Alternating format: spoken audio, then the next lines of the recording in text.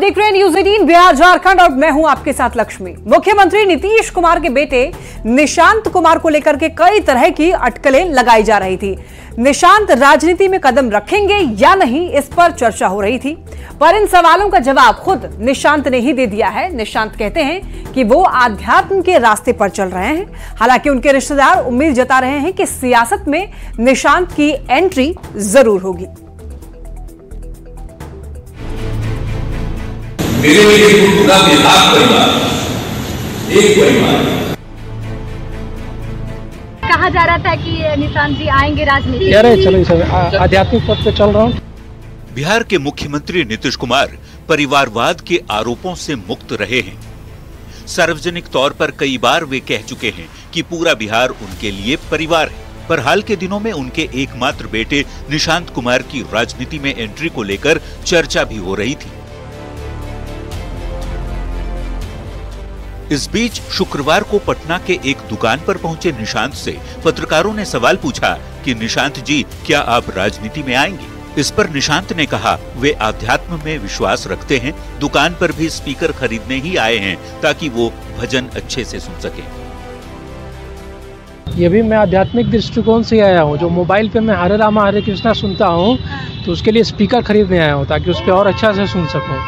कहा जा रहा था कि निशांत जी आएंगे राजनीति। चलो आध्यात्मिक पथ पे चल रहा हूँ।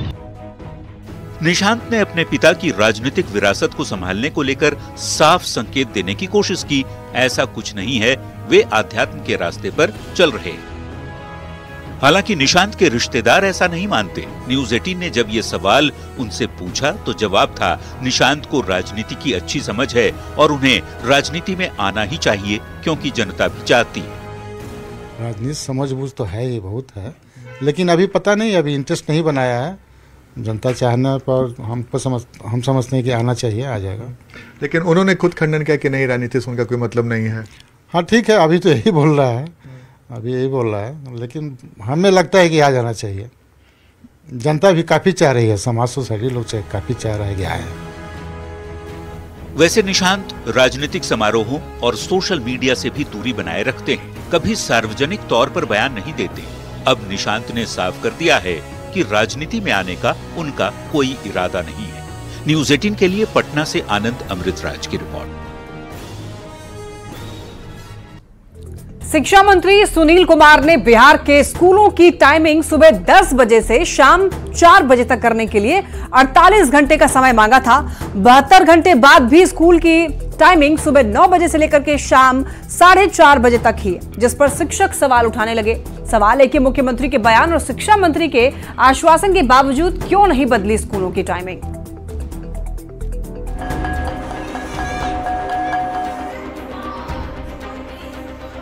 अभी भी स्कूल सर 9 से 4:30 ही चल रहा है। मुख्यमंत्री जी सदन में घोषणा किए और हम लोग इंतजार करते रह गए। काफी इंतजार कर रहे हैं, यदि वैसा हो जाता 10 से 4 तो काफी बेहतर रहता। बिहार में स्कूलों की टाइमिंग एक बार फिर से चर्चा में है और राज्य के शिक्षक शिक्षा मंत्री से सवाल पूछ रहे हैं कि मुख्यमंत्री के आश्वासन के बाद भी क्यों नहीं बदल रही स्कूलों की टाइमिंग। मुख्यमंत्री जी सदन में घोषणा किए और हम लोग इंतजार करते रह गए, लेकिन विभाग के पदाधिकारियों द्वारा विद्यालय का समय नहीं बदला गया। सवाल है कि स्कूल की टाइमिंग का ये मुद्दा फिर से क्यों चर्चा में है। कुछ दिनों पहले की बात है, तब के पाठक शिक्षा विभाग के एसीएस हुआ करते थे। स्कूल की टाइमिंग को लेकर विवाद चल रहा था। तब मुख्यमंत्री ने सदन में स्कूल की टाइमिंग 10 बजे से शाम 4 बजे तक करने की बात कही थी। सीएम के कहने के बावजूद जब स्कूलों की टाइमिंग नहीं बदली तो मानसून सत्र के दौरान जेडीयू के एमएलसी नीरज कुमार ने सवाल उठा दिया। सदन के नेता के द्वारा जो घोषित मापदंड है और उन्होंने अपने व्यक्तिगत जीवन का भी उदाहरण दिया कि हम लोग भी विद्यालय जाते थे 10 से 4, तो हमको लगता है इतना बोलने के बाद अब तक विभाग को इसको संज्ञान में लेना चाहिए। ठीक, जो हुआ सो हुआ, लेकिन अब नए दौर में तो यह समय सारणी निश्चित रूप से निर्धारित होना चाहिए। नीरज कुमार के सवाल पर शिक्षा मंत्री ने कहा कि विभाग 2 दिन में फैसला लेगा। शिक्षा मंत्री ने सुबह 10 बजे से शाम 4 बजे तक स्कूल की टाइमिंग करने का भरोसा दिया। निश्चित रूप से जो सदन की सहमति है और सदस्यों के जो विचार हैं और माननीय मुख्यमंत्री जी ने अपनी बातों को कहा, मुझे सिर्फ 2 दिन का समय दें। शिक्षा मंत्री के आश्वासन को 72 घंटे से ज्यादा हो गए, लेकिन अब भी स्कूलों की टाइमिंग नहीं बदली। सुबह 9 बजे से शाम 4 बजे तक स्कूल चल रहे हैं, जिसे लेकर शिक्षक शिक्षा मंत्री से सवाल पूछ रहे हैं कि स्कूलों में कब लागू होगी 10 to 4 वाली टाइमिंग। 72 घंटे बीत जाने के बाद भी 10 से 4 का कोई आदेश निर्गत नहीं किया गया है। के पाठक के शिक्षा विभाग में रहते शुरू हुआ स्कूलों की टाइमिंग का विवाद उनके जाने के बाद भी जारी है। ये अलग बात है कि अब सवाल नए एसीएस एस सिद्धार्थ से नहीं, बल्कि शिक्षा मंत्री से पूछे जा रहे हैं। न्यूज़ 18 के लिए पटना से रजनीश कुमार, आनंद अमृतराज और गोपालगंज से गोविंद की रिपोर्ट। राज्यसभा सांसद संजय झा ने एक्स पर पोस्ट कर जानकारी दी है कि एकमी शोभन बाईपास में एम्स का निर्माण जल्द शुरू होगा। इस पर अब क्रेडिट लेने की होड़ तेज हो गई है। आरजेडी ने दावा किया है कि इसकी पहल महागठबंधन सरकार के समय हुई थी। सत्ता पक्ष ने तंज के साथ आरजेडी पर चुटकी भी ली है।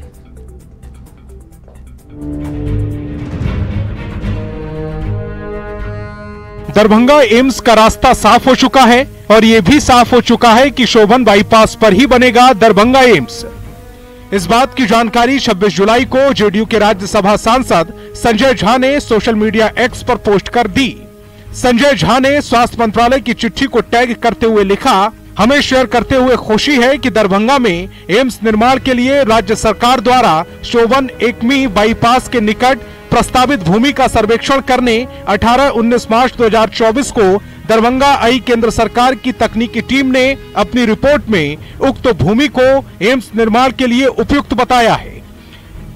इसके बाद केंद्रीय स्वास्थ्य एवं परिवार कल्याण मंत्रालय ने प्रस्तावित भूमि पर एम्स के निर्माण को मंजूरी दे दी है।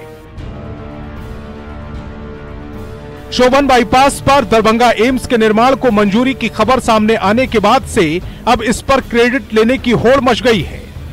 आरजेडी ने दावा किया है कि इसकी पहल गठबंधन सरकार के समय में हुई थी। बिहार सरकार में उस समय शामिल स्वास्थ्य मंत्री और बिहार के उप मुख्यमंत्री तेजस्वी यादव भी थे और प्रस्ताव दिया गया था कि शोभन में ही एम्स का निर्माण होना चाहिए, लेकिन उस समय आनाकानी कर रही थी बीजेपी के कुछ दबाव में, या बीजेपी के लोग चाहते थे कि जो आरजेडी कहे, महागठबंधन कहे, वो नहीं हो, लेकिन अंतोगत्वा घोषणा हो गया कि वो शोभन में ही एम्स का निर्माण होगा। वहीं आरजेडी के क्रेडिट पॉलिटिक्स पर सत्ता पक्ष के नेताओं ने चुटकी ली है। अब विपक्ष इसका भी क्रेडिट ले रहा है। 1.5 साल में डिपार्टमेंट में जो बैठा नहीं और हर दिन नीतीश कुमार के सरकार की और नरेंद्र मोदी सरकार की उपलब्धियों को अपने कॉलर पर लगाने को तैयार खड़े हैं, उनसे पूछिए ना कि कभी डिपार्टमेंट में किसी डिपार्टमेंट में बैठ कर समीक्षा किया था। क्रेडिट पॉलिटिक्स अपनी जगह है, किसकी वजह से एम्स बन रहा है ये तो बात की बात है। अच्छी बात है कि एम्स निर्माण को मंजूरी मिलना, क्योंकि जिस दिन ये अस्पताल बनकर तैयार हो जाएगा उस दिन बिहार के एक बहुत बड़े इलाके के लोगों को लाइफलाइन मिल जाएगी। न्यूज़ 18 के लिए पटना से आनंद अमृतराज और दरभंगा से विपिन कुमार दास की रिपोर्ट। पूर्णिया से एक बड़ी खबर है। तनिष्क ज्वेलरी शोरूम में लूट मामले में 2 अपराधी हिरासत में लिए गए हैं। इस घटना को बंगाल के गैंग ने अंजाम दिया था और लूट के बाद अपराधी बंगाल की तरफ फरार हुए थे। बलौरी के पास उन्होंने शॉट जलाई थी, इसके भी सबूत मिले हैं। ज्वेलरी शोरूम से 3 करोड़ 70 लाख के हीरे और सोने के गहने की लूट मामले में पुलिस ने 5 टीम का गठन किया। इसी के साथ एसटीएफ के एडीजी भी मामले की जांच में जुटे हैं। 7 अपराधी इस लूटकांड में शामिल थे, जिनकी तस्वीर भी सामने आई है। एसपी ने पूरे मामले के जल्द खुलासे का दावा किया है।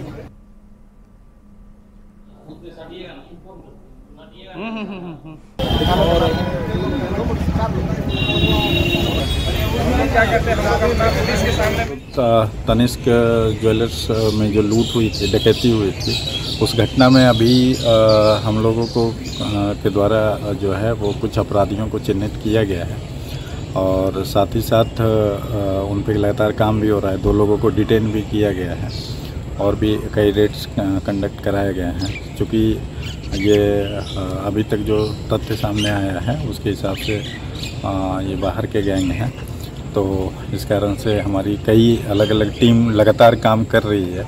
कुल मिला के पूर्णिया पुलिस की लगभग 5 टीमें काम अलग अलग दिशा में कर रही है और साथ ही साथ STF की भी कई टीम्स इस पे लगातार काम कर रही है। जो कुछ पुराने जिनको ट्रैक रिकॉर्ड रहा है उनको भी खंगाला जा रहा है। हम लोग को काफ़ी पटना नीति आयोग की बैठक में सीएम नीतीश कुमार शामिल नहीं हुए। इसको लेकर जेडीयू के प्रदेश अध्यक्ष उमेश कुशवाहा का बयान सामने आया है।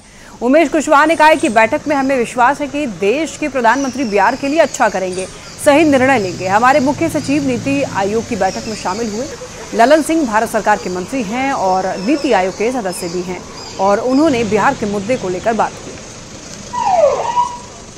और आप जानते हैं कि बैठक में जो बिहार के लिए हम लोग को भी विश्वास है कि प्रधानमंत्री जी बिहार के लिए कुछ करेंगे। हमारे पूर्व के राष्ट्रीय अध्यक्ष माननीय ललन बाबू जो भारत सरकार के मंत्री हैं वो नीति आयोग के सदस्य हैं, तो और हमारे यहाँ के जो मुख्य सचिव हैं वो नीति आयोग में भाग लेने के लिए गए हैं। तो बिहार की जो समस्या है बिहार की बात रखेंगे और उनको रखा जाएगा। बिहार की समस्या बिहार के बारे में जानकारी रखेंगे और निश्चित रूप से जो नीति आयोग में हम लोग को जो बिहार का जो मांग है वो हम लोग को मिलेगा, ये मुझे पूरा विश्वास है। बजट में बिहार को मिले अतिरिक्त राशि के खिलाफ इंडिया अलायंस के दलों के साथ तेजस्वी यादव खड़े हैं और बिहार विरोध में शामिल हैं। इस पर जेडीयू के मुख्य प्रवक्ता केसी त्यागी ने कहा कि बिहार की जनता आज जेडीयू और तेजस्वी यादव को इस विरोध का जवाब देगी। कि बिहार को और आंध्र प्रदेश को अतिरिक्त धनराशि दी गई है, लेकिन आरजेडी और तेजस्वी यादव क्यों विरोध कर रहे हैं? वो क्यों उन शक्तियों के साथ खड़े हैं जो बिहार विरोधी हैं? वो क्यों उन शक्तियों के साथ खड़े हैं जो राज्य के विकास के लिए आवंटित राशि का विरोध कर रहे हैं? अगले कुछ महीनों में चुनाव होने वाले हैं और बिहार की जनता ऐसे ताकतों को सबक सिखाएगी जो बिहार के विकास के विरोध में खड़ी पार्टियों के साथ खड़े। खबर राजधानी पटना से है, जहां शुक्रवार की रात अपराधियों ने रामकृष्ण नगर थाना क्षेत्र के पिपरा और शेखपुरा इलाके में तांडव मचाया। इस घटना का सीसीटीवी फुटेज भी सामने आया है। टीवी स्क्रीन पर आप देख सकते हैं। देखिए सीसीटीवी फुटेज में बदमाश हाथ में पिस्तौल लेकर के बीच सड़क पर घूमते और एक शख्स को गोली मारते हुए दिख रहे हैं। अपराधियों ने 3 लोगों को गोली मारी है, जिसके बाद इलाके में कोहराम मचा हुआ है। इस घटना के बाद इलाके में हालात तनावपूर्ण है। पुलिस बल मौके पर तैनात है। नालंदा के राजगीर में महिंद्रा वर्कशॉप के पास भीषण आग लग गई। जानकारी के मुताबिक गैस के कटर से ट्रक की बॉडी को काटा जा रहा था, जिससे कबाड़खाने में आग लग गई। आग काफी भीषण थी। दमकल की टीम लगातार आग को बुझाने की कोशिश में जुटी रही। आग से महिंद्रा शोरूम को भारी नुकसान होने की आशंका भी जताई जा रही है। मुजफ्फरपुर में मनी लॉन्ड्रिंग के नाम पर एक व्यवसायी से 90 लाख की ठगी कर ली गई। पीड़ित कारोबारी दिनेश कुमार अहियापुर का रहने वाला है। उसे मुंबई के चर्चित Naresh Goyal money laundering case में फंसाने का झांसा देकर के शातिरों ने 90 लाख की ठगी कर ली। इसे लेकर साइबर थाने में मामला दर्ज कराया गया। एफआईआर में ईडी, सेबी, सीबीआई और मुंबई क्राइम ब्रांच का खौफ दिखाकर 4 बार में 89,90,000 रुपए ठगने की बात कही गई है। सिटी एसपी ने बताया कि पुलिस ने कार्रवाई करते हुए एक बड़ी राशि को होल्ड कर लिया है और जल्द ही राशि रिकवर करते हुए साइबर क्रिमिनल गिरफ्तार कर लिए जाएंगे। से पैसा लिया जाता है, तब तक ऐसे हमारे पास 5-6 केसेस आए जिसमें हम लोगों ने 3 या 4 केसेस में एफआईआर किया। हम लोग इसमें काम कर रहे हैं। 190 लाख का मामला आया, उसमें एफआईआर हो गई। तो एफआईआर भी हुई है। हम लोगों ने इमीडिएट हम लोग कार्रवाई करके बहुत सारा पैसा भी हम लोगों ने होल्ड करवा दिया है। हाँ, पैसा होल्ड हो गया है, बाकी अभी आगे चल के पैसा उसका वापस मिल जाएगा। गोपालगंज पुलिस ने एयर इंडिया के फर्जी टिकट और साउथ अफ्रीका का फर्जी वीजा देने वाले गिरोह का खुलासा किया है। पुलिस ने गिरोह के 2 एजेंट को गिरफ्तार कर लिया है। नगर थाने की पुलिस ने थावे रोड में कार्रवाई की। पुलिस को गिरफ्तार एजेंटों के पास से 15 लोगों के पासपोर्ट और सिम कार्ड बरामद किए गए हैं। सदर एसडीपीओ के मुताबिक गिरफ्तार एजेंट ने कई लोगों को फर्जी वीजा और एयर इंडिया का फर्जी टिकट देकर धोखाधड़ी की है। फिलहाल पुलिस दोनों गिरफ्तार लोगों को पूछताछ करने के बाद जेल भेज रही है। व्यक्ति डिटेन किए गए जिनके पास से कुछ पासपोर्ट बरामद हुए और इसी के छानबीन में हम लोगों ने कांड दर्ज करके उसको न्यायिक अभिरक्षा में भेजा गया है। अन्य बिंदुओं पर भी जांच चल रही है और इसमें अन्य और कौन लोग शामिल हैं इस कार्य में, उसके ऊपर भी हम लोग कार्य कर रहे हैं। सर, तो जो पकड़ाए हैं उनका आपराधिक इतिहास भी है कोई? इसके बारे में अभी छानबीन चल रही है। देने के लिए लेकर जा रहे थे, कुरियर से आया था, रिसीव करके देने के लिए जा रहे थे जिनका था। शहर में घूम रहे थे रात में? नहीं, रात में नहीं, 3 बजे दिन में। बाहर और भेजने का काम करते हैं। कहाँ भेजते हैं? विदेश। खबर बगहा के रामनगर से है, जहां पर राजकीय मध्य विद्यालय मुढ़ला में आयरन की गोली खिलाने के बाद 40 बच्चे बीमार हो गए। सभी बच्चों को रामनगर के प्राथमिक स्वास्थ्य केंद्र में भर्ती कराया गया। डॉक्टरों ने गर्मी में आयरन की दवा खिलाने को बीमार होने का कारण बताया है। मौके पर पहुंचकर हालात का जायजा लिया न्यूज़ 18 संवाददाता मुन्ना राज ने। स्कूली बच्चों को जब आयरन की गोली खिलाई गई उसके बाद तबीयत खराब हो गई और बताया जाता है कि करीब 40 बच्चे ऐसे बीमार हो गए हैं जिन्हें रामनगर के प्राथमिक स्वास्थ्य केंद्र में भर्ती कराया गया है। और एक बच्चे की स्थिति आपको दिखाने की कोशिश करें, देखिए तस्वीरों के माध्यम से। ये तमाम बच्चे हैं जो बीमार हुए हैं और बीमार होने के बाद उन्हें आनंद फानंद में रामनगर प्राथमिक स्वास्थ्य केंद्र में भर्ती कराया गया है। हालांकि कुछ बच्चों को GMCH में भी भर्ती कराया गया है। क्या दिक्कत हुआ बाबू तुमको? पहले गोली किया है सब। हाँ। उसके बाद पेट दर्द करने लगा, उसके बाद उल्टी लगना हुआ, उल्टी होने के बाद बेहोश लगा सब। मैंने दवाई खैला बड़ा सन, गोली खैला बड़ा, लड़का सब बेहोश बड़ा सन, सब लड़का बेहोश बड़ा सन, पेट में दर्द बा, कपार चक्कर देता है। बच्चे नॉर्मल पोजीशन में ही थे, ज्यादा सीरियस कंडीशन में नहीं थे। पेट और दर्द का सिम्टम्स आ रहा था, कोई बच्चे पेट दर्द बता रहे थे, कोई उल्टी जैसा बता रहे थे। गर्मी की ये परेशानी थी थोड़ी बहुत, ऐसा जानकारी हमको मिला है कि आयरन टैबलेट स्कूल के टीचर के द्वारा दिया गया था। आयरन गोली एक साथ देने के बाद बच्चे की तबीयत धीरे धीरे खराब होने लगी। बच्चे बीमार हो गए थे, एक तो गर्मी है, ऊपर से कोई दवा जो आयरन की गोली होती है खिलाया गया था, इतना हीट में नहीं दिया जाना चाहिए था। तो अब देखना होगा किस तरह से शिक्षा विभाग का यह जांच पहुंच पाता है। और बड़ा सवाल यह है कि इतनी बड़ी गर्मी है और गर्मी के बीच आयरन की दवा बिना किसी तैयारी के स्कूल के द्वारा आखिर कैसे दे दी गई। मुन्ना राज, न्यूज़ 18 रामनगर। उत्तर बिहार के सबसे बड़े अस्पताल मुजफ्फरपुर के SKMCH में बेहतर व्यवस्था के दावे खोखले साबित हो रहे हैं। अस्पताल की इमरजेंसी बिल्डिंग में मरीजों को जमीन पर बैठ करके या फिर लेटकर इलाज करना मजबूरी हो गया है। आपको बता दें कि इमरजेंसी में मरीजों को जमीन पर लेटाकर ही सलाइन की बोतलें चढ़ाई जा रही हैं। लोगों का आरोप है कि उन्हें अस्पताल में बेड नहीं मिल रहा है और प्रबंधन की ओर से जहां जगह मिले वहां बैठने के लिए कहा जा रहा है। मरीजों की परेशानी का जायजा लिया संवाददाता प्रियांक सौरभ ने। इस सबसे बड़े अस्पताल की हालत हम आपको दिखाएंगे। इमरजेंसी जो इलाका है जहाँ पर इमरजेंसी में तमाम मरीजों को भर्ती किया जाता है, फर्श पे लोग जो हैं वह बैठे हुए हैं, यहीं पर मरीजों का इलाज हो रहा है। बेड की कमी है और सबसे बड़ी बात यहाँ पर आप देखेंगे मरीजों का सलाइन चढ़ाया जा रहा था फर्श पे ही। आप लोग को बेड नहीं मिला था क्या? कहाँ से आए हैं? कहाँ से आए हैं आप?